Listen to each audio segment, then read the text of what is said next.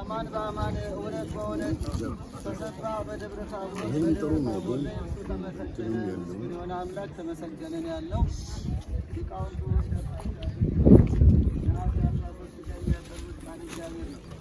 አንድ ጊዜ ብቻ በድጋሚ ይበል። አማን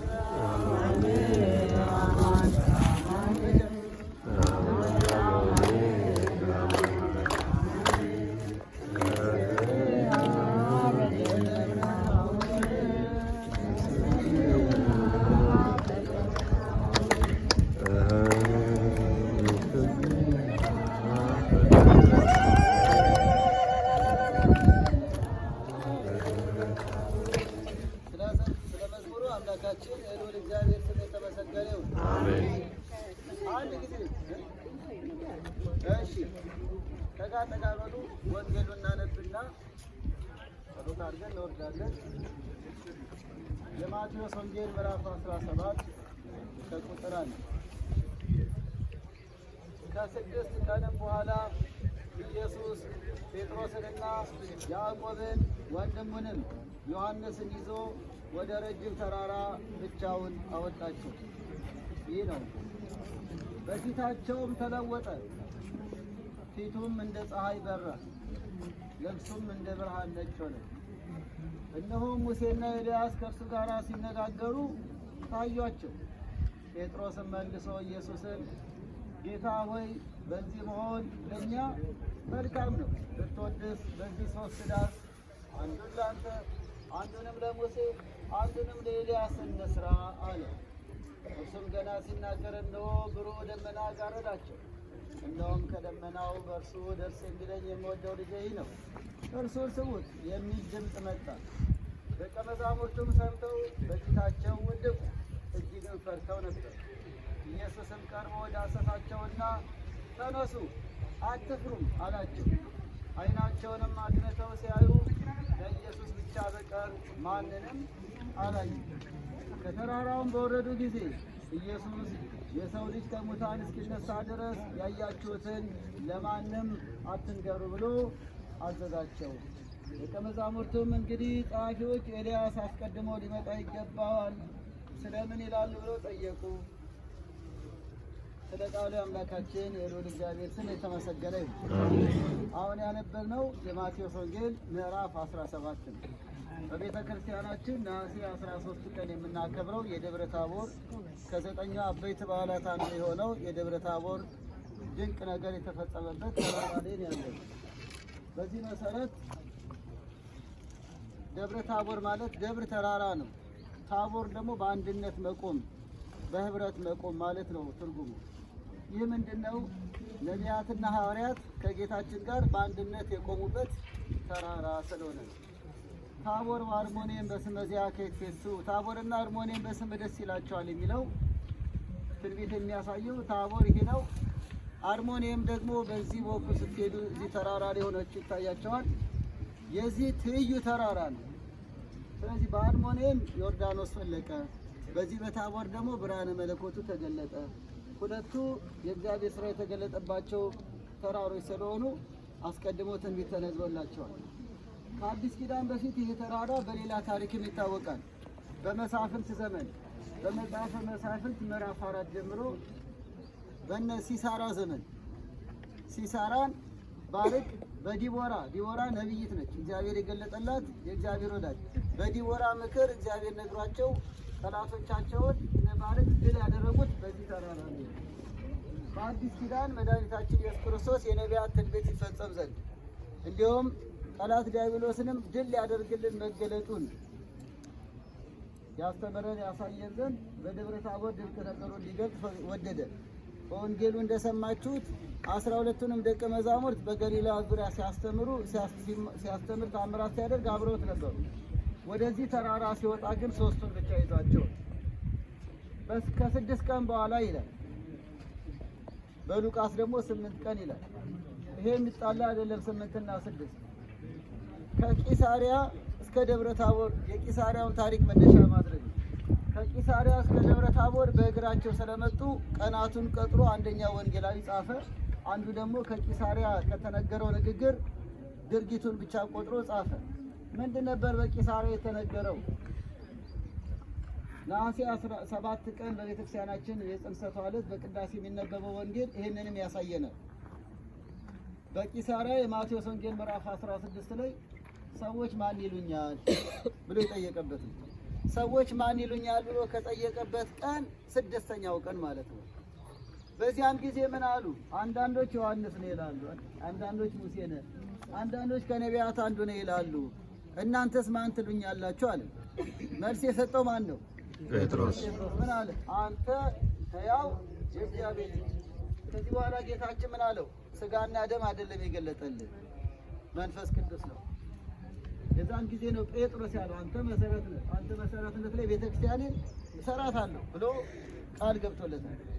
ይህንን ከተናገረበት ከቂሳሪያ ከ6 ቀን በኋላ ማለት ነው። ይሄ ታዲያ በዚህ በተራራው ላይ 3ቱ ምስክር እንዲሆኑ የዛ ጥያቄ የመልሱ ማረጋገጫ እንዲሆን እኮ የባህሪ አምላክ መሆኑን ሊገልጽ እኮ ሕያው የእግዚአብሔር ልጅ ነው ብሎ የለ ቅዱስ ጴጥሮስ በተግባር አብ ሊመሰክር አብ ሲመሰክር እንዲሰማው ይዟቸው መጣ። 9ኙን በተራራው ስር በእግረ ደብረ ትቶ 3ቱን ይዟቸው ወጣ። ማን ማን ናቸው? ጴጥሮስ፣ ያዕቆብና ዮሐንስ ሐዋርያት ማለት ነው። ጴጥሮስ፣ ያዕቆብ፣ ዮሐንስ። እንግዲህ ሌሎችን የተወበት ብዙ ምስጢር አለ። እነዚህ የምስጢር ሐዋርያት ይባላሉ። የሐዋርያት ወኪሎችም ናቸው። ቅዱስ ጴጥሮስም ሊቀ ሐዋርያም ነው። ዋናው እንደ ምክንያት ሊቃውንት የሚተረጉሙት ግን በይሁዳ ምክንያት ነው። ይሁዳ ይህንን ምስጢር ላይ አልተገባውም ነበርና፣ ስለዚህም 11ዱን ይዞ ይሁዳን እዛ ትቶት ቢመጣ ከምስጢሩ ቢለየኝ ነው ከሞቶ የገባውበት ብሎ ምክንያት ያደርጋል። ለምን ሸጥቀው ቢባል እኔን እኮ አግልሎኛል ይላል ማለት። እግዚአብሔር አወቀ፣ አንድ ላይ አስቀራቸው። እነሱ 3ቱን ይዟቸው መጣ። ለሌሎቹም ግን መንፈስ ቅዱስ ገልጦላቸዋል። የሚገርመው ማቴዎስ እዚህ ላይ አልወጣም፣ ግን ወንጌሉን የጻፈው መንፈስ ቅዱስ ገላጭነቱን አያችሁ። እነ ቅዱስ ጴጥሮስ ያዩትን በመንፈስ ቅዱስ መገለጥ ደግሞ እነ ቅዱስ ማቴዎስ አይተውት የወንጌል ላይ ጽፈዋል እንጂ ታች ከቀሩት አንዱ ነው ማቴዎስ። የመንፈስ ቅዱስ አሰራር ግን ድንቅ ነው። እናም 3ቱን ደቀ መዛሙርት ይዟቸው ወጣ። በዚህ ላይ ነው አሁን የምታዩት ቤተ መቅደስ ውስጥ ስትሳለሙ ልክ ቤተ መቅደስ የሰሩበት የደብረ ታቦርን ምስል የሚያሳየው እዚያ ላይ መድኃኒታችን ኢየሱስ ክርስቶስ የቆመበት ቦታ ነው። ይሄ የምታዩት ጉልላት በዚህ በኩል ኤልያስ ነው የተገለጠ፣ በዚህ በኩል ሙሴ ነው። እነ ቅዱስ ጴጥሮስ እንግዲህ ወዲህ ናቸው ማለት ነው። እነርሱም ከሰማይ ድምፅ መጣ እንደሰማችሁት፣ ፊቱም ተለወጠ፣ ብርሃን ወረደ፣ ሙሴና ኤልያስም ተገለጡ፣ መሰከሩ። በተርጉማ እንደሚሉት ሙሴ የሚል ማን ነው? አንተ የሙሴ ጌታ ነህ እንጂ። ኤልያስ የሚል ማን ነው? አንተ የኔ ጌታ የኔ አምላክ የኤልያስ አምላክ ነህ እንጂ ብለው እነ ቅዱስ ጴጥሮስም ይሄን ሰምተው ስላረጋገጡ 3 ድንኳን ይመስላል። አንዱን ለሙሴ፣ አንዱን ለኤልያስ፣ አንዱን ለአንተ። በመደሰት የተናገረው ነው ቅዱስ ጴጥሮስ። ብርሃነ መለኮቱ ተገለጠ፣ ሙሴና ኤልያስ መሰከሩ፣ 3ቱ ደቀ መዛሙርትም ይህንን ምስጢር ተመለከቱ። ከምንም በላይ ደግሞ የምወደው ልጄ ይህ ነው እርሱን ስሙት ብሎ ከሰማይ ድምፅ መጣ። አሁን በዓይነ ሕሊናቸው አስተውሉ። እግዚአብሔር አብ ድምፁን ያሰማበት ተራራ ላይ ነው ያለነው። እያስተዋላችሁ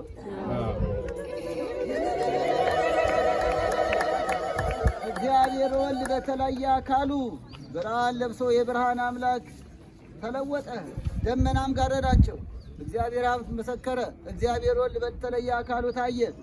እግዚአብሔር መንፈስ ቅዱስ ደመና በመጋረድ ምስጢረ ሥላሴ ተገለጠ። ይህንን የተመለከቱ እነ ቅዱስ ጴጥሮስ በተመስጦ መሰከሩ። ሙሴና ኤልያስ። ሙሴ ከሙታን ነው። ሙሴ እኮ በ120 ዓመቱ ሞት ገጥቶታል። በአጸደ ነፍስ ግን አለ። ኤልያስ ከብሔረ ሕያዋን ነው። ኤልያስ በእሳት ሰረገላ ያረገ ነው። እነርሱ እንዴት ተለይተው መጡ? ነቢያትን ይወክላሉ። ሐዋርያቱ ሐዋርያትን እንደወከሉ ብሉይ ኪዳንን ይወክላሉ ነው። ሙሴ እኮ ኦሪትን የጻፈ ነው። ኤልያስም ቀናኢ ስለ አምላክነት ቀናው ያለ ነው። ሙሴ ከሙታን ኤልያስ ከሕያዋን መሆኑ ደግሞ የሙታንም የሕያዋንም አምላክ ነኝ ሲል ነው ኢየሱስ ክርስቶስ። ክብር ይግባው። በሌላ መልኩ በኦሪት ዘጸአት ላይ በስፋት እንደምናየው ሙሴን እግዚአብሔር 570 ጊዜ በላይ አናግሮታል። እንትን ያልኳችሁ ብዙ ጊዜ መምህራን ሲያስተምሩ እንደሰማችሁት፣ በመጨረሻ ግን ሙሴ ብዙ አናገርከኝ፣ ብዙ ተአምር አየው፣ አዘዝከኝ አምላኬ ሆይ መልክህን አሳየኝ፣ ፊትህን አሳየኝ አለ። ቀድሞዋል። የእግዚአብሔርን ፊት በእግዚአብሔርነቱ ማየት የሚቻለው የለም። ጀርባይን ታያለህ፣ ኋላ ታያለህ፣ ኋላይን ታያለህ ብሎት፣ ይሄ ማለት በኋለኛው ዘመን ሰው ሆኜ ታየኛለህ ብሎ ቃል ሲገባለት፣ ለእግዚአብሔር ፊትና ጀርባ የለውም። ግን በአጭር ቁመት በጠባብ ደረት ስወሰን ያን ጊዜ ታየኛለህ ብሎ ፕሮሚስ ነው ማለት ነው። ቃል ገብቶለታል።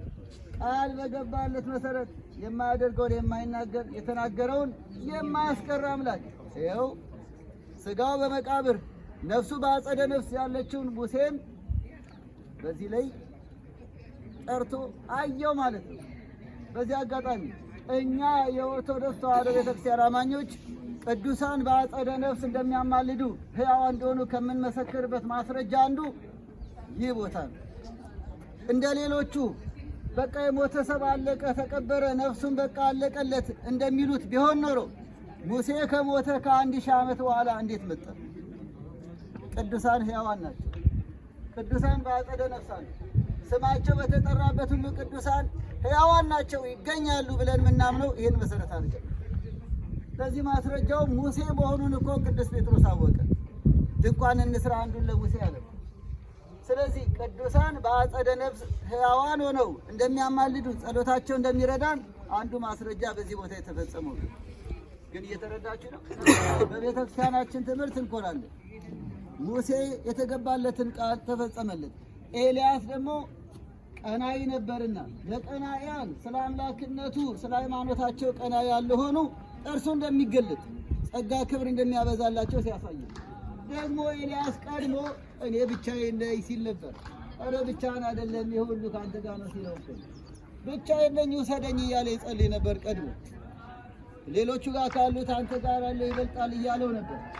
እኔ ከአንተ ጋር ነኝ እርሱ ያውቃል ሊመሰክርለት ነው። ይኸው ደቀ መዛሙርቱም ያንተ የጸሎት ውጤት ናቸው፣ የደቀ መዛሙርቱ ልጆችም ከዚህ በኋላ ያንተው ናቸው ብሎ ሊመሰክርለት ሽልማት ነው፣ ሹመት ነው። ስለ አምላክነቱ የቀናው የኤልያስን ታሪክ ኤርሜሎስ ላይ ምን ተርክላችኋለሁ። ስለዚህም ክብሩን ሊገልጥለት አንድም ደግሞ በስጋ ያረጉ እንደነ ሄኖክ እንደነ አቡነ አረጋዊ እንደነ ቅዱስ ያሬድ በኋላ ዘመኑ ሲደርስ እንደሚገለጡ እንደሚመጡ ለማሳየት በብሔረ ብፁዓን በብሔረ ሕያዋን ያሉም እንደሚገለጡ እንደሚመጡ ሕያዋን እንደሆኑ በሰማይ ሆነው እንዲሁ በስጋ ቢሰወሩም በምድር ያለውን እንደሚያውቁ ለማሳየት ሙሴን ከሕያዋን ኤልያስን ከሕያዋን ሙሴን ከሙታን ደብረ ታቦር ላይ ያገናኝ። አንድም ደግሞ ነቢያትም ተገኙ ሐዋርያትም ተገኙ። በመካከላቸው ኢየሱስ ክርስቶስ ብርሃኑን ገለጠ። የነቢያትም የሐዋርያትም አምላክ ነኝ ሲል ነው። ደብረ ታቦር የቤተ ክርስቲያን ምሳሌ ናት። ይህን ተናግረን ነው። በደብረ ታቦር ላይ መድኃኔዓለም አምላካችን ኢየሱስ ክርስቶስ ብርሃነ መለኮት ተገለጠ። በተዋሕዶ ቤተ ክርስቲያንም ህብስቱ ሥጋ መለኮት ወይኑ ደመ መለኮት ሆኖ ምስጢረ መንግሥቱ ይገለጣል። ድንቅ ምስጢሩ ይገለጣል። ደብረ ታቦር ላይ ነቢያትም ሐዋርያትም ተገኙ። ቤተ ክርስቲያን በነቢያትም በሐዋርያትም ትምህርት ላይ ታንጻለች። በደብረ ታቦር 2 ነቢያት 3 ሐዋርያት ስንት ሆኑ? 5 ሆነው ብርሃነ መለኮትን ተመለከቱ። በቤተ ክርስቲያንም 5 ቀዳሾች አሉ። 2 ዲያቆናት፣ 5 ቄሶች መንበሩን ከበው ሲቀድሱ ሲጸልዩ ህብስቱ ይለወጣል፣ ነገረ መለኮት ይገለጣል ማለት ነው፣ ይከናወናል። በደብረ ታቦር ከሰማይ የአብ ድምፅ ተሰማ፣ የባህሪ ልጁ መሆኑን መሰከረ።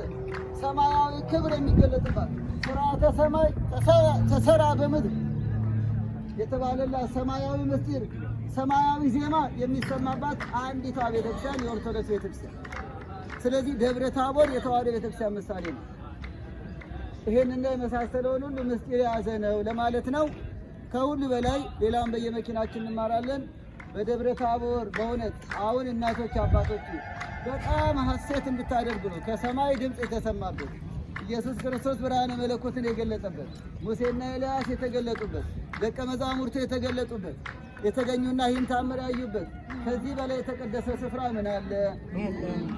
ወደ በዓላችን ምስጢር ተናግሬ ላብቃ። ቡሄ ብለን እናከብራለን አይደል? ቡሄ ማለት ብርሃን፣ ቡሄ ማለት መላጣ ገላጣ ለማለትም ነው። ደብረ ታቦርን ነሐሴ 13 እናከብር። ከቤተ ክርስቲያኑ ሥርዓተ ማኅሌት ከቅዳሴ በኋላ ችቦ እናበራለን አይደል? ችቦ የምናበራው በሀገራችን በዚህ የተገለጠውን ብርሃነ መለኮቱን ምሳሌ ነው። ጅራፍ እረኞች ተማሪዎች ያጮሃሉ አይደል? ከፍታ ቦታ ላይ ሆነው በሀገራችን ባል ቤተ ክርስቲያናችን እንኳን የመቅደሱ ሥርዓት የገጠሩ ሥርዓትን መንፈስ ቅዱስ መጽሐፍ ቅዱሳዊ ነው። ባህላችን እንኳን መጽሐፍ ቅዱሳዊ ነው፣ እንኳን ምስጢሩ ማለት ነው። ጅራፉ የእግዚአብሔር አብ ድምፅ ምሳሌ ነው። ነጎድጓድ ሆነ። እነ ቅዱስ ጴጥሮስም እኮ ፈሩ፣ ደነገጡ። ከሰማይ ድምፅ ተሰምቷልና ያ ጅራፍ ከሰማይ የተሰማው የምወደው ልጄ ይሄ ነው ያለው የአብ ድምፅ ምሳሌ ነው። ሌላው የደብረ ታቦር ዕለት ቤታችን የሚዘጋጀው ምንድን ነው? ሙልሙል ነው አይደል? ሙልሙሉ ደግሞ እንደየባህሉ በዋናነት ግን ያው ሙልሙል የተለየ የምናዘጋጀው አለ። በዚህ በደብረ ታቦር ዙሪያ የነበሩ የእረኞቹ ስንቅ ምሳሌ ነው። ምንድን ነው የሆነው? ብርሃነ መለኮቱ በተገለጠ ጊዜ በዚህ ቦታ ላይ እንደው የብርሃኑ በረከት ዙሪያ ተራራውን አብርቶ ነበር ለብዙ ሰዓት። እረኞቹ በዚህ በተራራው ዙሪያ ያሉት ቀንና ሌሊቱ ተደበላለቀባቸው። አልመሸም፣ ብርሃን ከቦታል አካባቢው። እረኞቹ ከነከብቶቻቸው በተራራው ዙሪያ ሲቆዩ ወላጆቻቸው ሙልሙል ይዘውላቸው እረኞቹ ቆዩብን። ለእነሱ መሽቷል፣ ለእረኞቹ ግን አልመሸም። በዚህ ቦታ ምን ተደርጓል? ምን ብርሃን ወርዷል? ምን ነገር ተከስቷል? ብሎ ተደንቀው መዓልትና ሌሊቱ ተቀያይሮባቸው አንድ ሆኖባቸው ማለት ነው። እዚህ ስለቆዩ ወላጆች ለእረኞቻቸው በቤታቸው ጥብኛ ነው የሚባለው እየጋገሩ እስኪመጡልን ብለው ለልጆቻቸው አምጥተው የተደረገው ነገር ምስጢሩን አትናገሩ ተብሏል። ምስጢሩ ባይረዱትም ግን የተለየ ነገር እንደተከናወነ ጨለማ ሳይኖር ብርሃን በብርሃን ዕለቱ እንደተዋለ ገብቷቸዋል እና ለእረኞቹ ያመጡት ስንቅ ምሳሌ ነው። ስለዚህ በኢትዮጵያችንም በዕለቱ እንኳን ሐዋርያት የአካባቢው እረኞችም ከበረከቱ ተሳትፈዋል በማለት ወላጆቻቸው ወደ ቤት ስላልተመለሱ ልጆች ሙልሙል ሰጥተዋቸዋል በሚል ሙልሙሉን የዛ ምሳሌ፣ ችቦ የብርሃነ መለኮቱ፣ ጅራፉ ከሰማይ የተሰማው ድምፅ ምሳሌ። በቤተ ክርስቲያን ምስጢር ደግሞ አምስቱ ቀዳሾች የሐዋርያትና የነቢያቱ ምሳሌ፣ በመካከል ጌታችን ምስጢረ መንግሥቱ መግለጡ በመንበሩ ላይ ህብስቱ ሥጋ መለኮት ወይኑ ደመ መለኮት ሆኖ ምስጢረ መለኮት እንደሚገለጥ ቤተ ክርስቲያን ይሄንን ትተርከዋለች ማለት ነው። ለአንድ ቀን ሳይሆን ለሁል ጊዜ እና ይሄ ሁሉ ምስጢር የተከናወነበት ደብረ ታቦር ተራራ ይሄንን ይመስላል። በዚህ ቦታ እግሮቻችን እንዲቆሙ የፈቀደልን አምላክ ክብር ምስጋና ይሁን። አሁን ጊዜ ካቶሊካውያንና የአርመን ገዳሞች ይዛጋለ የተለያዩ እዚያ የምታዩት ገዳም ነው። ካርዲናሎቻቸው የመሳሰለው የምታዩት ሐውልት መጽሐፍ ቅዱሳዊ ሳይሆን በታሪክ ሂደት የዚህ ገዳም ያቋቋሙላቸው ታሪክ የሰሩላቸው የነሱን ምስሎች የሚያሳይ ነው። እኛ ዋና የምንፈልገው ግን መሬት ነው። ሌላው ይቅርታ፣ እዛ ተራራ ላይ የሆናችሁ ወደ ታች ሜዳውን አይታችኋል። ተራራው ላይ ሆነን ወደዛ ወደ ምዕራብ ያየነው ሜዳ ሁለት ነገር ይነገራል። የመጀመሪያው የሰራፕቷ መበለት ሀገር አንደኛ ነገሥት ምዕራፍ 17 ላይ ኤልያስ የሚተረከው ቀርሜሎስ ላይ ነው፣ ግን ታሪኩ ከዚህ ጋር ይያያዛል። ዝናብን በለጎመ ጊዜ 3 ዓመት ከመንፈቅ ረሃብ ሆነ። እርሱ ራሱ ራበው፣ ስጋ ለባሽ ነውና ኤልያስ። እዚህ ሜዳ ላይ ያለች መንደር ላይ የምትኖር አንዲት ደግ ሴት ነበረች። የሚበላለሽ ወይ ብሎ ጠየቃት። ዘይትና ትንሽ ዱቄት አለ፣ እሱን ለውሰን እንጋግራለን። መጀመሪያ እንግዳንና ለአንተ እንሰጣለን አለ። የተረፈውን እኔና ልጄ እንበላለን፣ ከዛ እንሞታለን አለ። ቅደም ተከተሉ ይወጣል። ደግነቷን ተመለከተ። ይሄ ታሪክ ታች ሜዳው ላይ ያለውን መንደሩን ነው። ሁላችሁ እንደምታውቁት የእግዚአብሔር ነቢይ ታላቁ ነቢይ ቅዱስ ኤልያስ ሁላችን ይባርከን። አሜን። ቤቷን ባረከ። ዝናብ ለምድር እስከሚሰጥ ድረስ ከማሰሮ ዘይት ከጓዳሽን ዱቄት አይጥፋ ብሎ ባረከላት። ሁሉ ጋር ረሃብ ሲሆን ያቺ ደግ ሴት ላንተ አቅርበን እኛ ተረፈውን በልተን እንሞታለን ያለችው ያቺ ደግ ሴት እንኳን ልትሞት ቤቷ በዛ በረሃብ ዘመን በዘይትና በዱቄት የተሞላ ሆነ። ማን ባረከላት? የእግዚአብሔር ነቢይ። አዎ ይሄ ሃይማኖታችንም ታላቅ ምስጢር ነው። መንክር እግዚአብሔር በላይ ለቅዱሳን፣ እግዚአብሔር በቅዱሳን ላይ ድንቅ ነገር ያደርጋል። በሰንበቴው በጽዋው በዝክሩ ጓዳችን ይባረካል እንጂ ጎሎብን አያውቅም። በእመቤታችን ስም በቅዱሳን ስም ዘክሮ የጎደለበት የለም። ይህን ትውፊት ጠብቀን ለልጆቻችን ማውረስ አለብን። ድሃ የሆነው ስንሰስት ነው። ጅራት የሆነው ከዝክር ስንርቅ ነው። ሰንበቴውን አክብረን ጽዋ ዘክረን ኢትዮጵያ ድሃውን አታውቅም። እናም ይሄን ያለው ደጎና ነው የተባረከላት። ኢትዮጵያውያን በደግነት ሲዘክሩ ነው ታላቅ ሆነን የኖር ነው። ይሄ ደግነት፣ ይህ መዘከር፣ ድሃ ማሰብ፣ ካህን ማሰብ፣ ገዳማውያንን ማሰብ ጎድቶን አያውቅም፣ ጠቅሞን እንጂ። ስለዚህ መበለቷ ደግነቷ ቤቷን ባረከ እና ኤልያስ የሰራብቷ መበለት የባረከበት መንደር ያ ሜዳው ነው። ሁለተኛው ታሪክ ያ ሜዳው አርማጌዶን ይባላል። ስለ አርማጌዶን መኪና ላይ ምን ተረክላቸዋለን፣ የምታውቁትም ነው። የመጨረሻው የዓለም ጦርነት ሐሳዌ መሲሕ የተባለው በክርስቶስ የሚመጣው 666 የሚባለው በዮሐንስ ራእይ ላይና በፍካሬ ኢየሱስ በተለያዩ ቅዱሳን በራእየ ሳቤላ በመሳሰለው ላይ የተተረከው የመጨረሻው ጦርነት ሐሳዌ መሲሕ ራሱ መጨረሻ ላይ የሚጋለጥበት ብዙ ቅዱሳን ግን እንደ ኤልያስም በስጋ ተገልጠው ሰማዕትነት ይቀበላሉ እና አቡነ አረጋዊም የተሰወሩት ሁሉ ይገለጣል። ሳይሞቱ መነሳት የለምና ከብሔረ ሕያዋን ያሉት ሁሉ ይገለጣሉ። እንደ ዮሐንስ ወንጌላዊ ይገለጣሉ።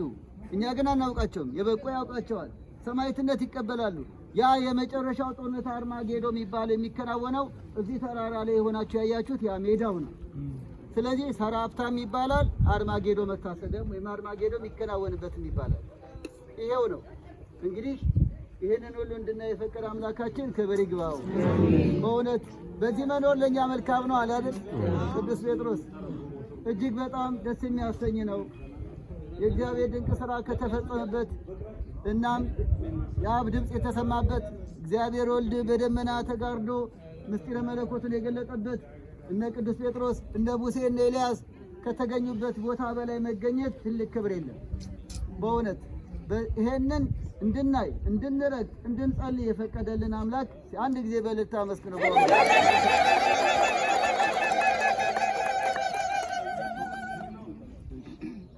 እናም የተወደዳቸው እግዚአብሔር ሰዎች ያው የትምህርት ማጠቃለያ ምን ጊዜም ያው በህይወታችን ቦታ እንስጠው ነው። ይሄን የመሰለ በረከት አግኝተን በልባችን ይዘን በእውቀቱን አውቀን እንደምንሄድ ሁሉ ሁል ጊዜ ደብረ ታቦር እንገኝ ነው። ደብረ ታቦር ሁሌ እዚህ እንምጣ አይደለም። ደብረ ታቦር ቤተክርስቲያን ናት። ከእናት ቤተክርስቲያን አንለይ። በቤተክርስቲያን በዚህ የተፈጸመውን ምስጢር በልባችን ይዘን እንኑ ዝክሩን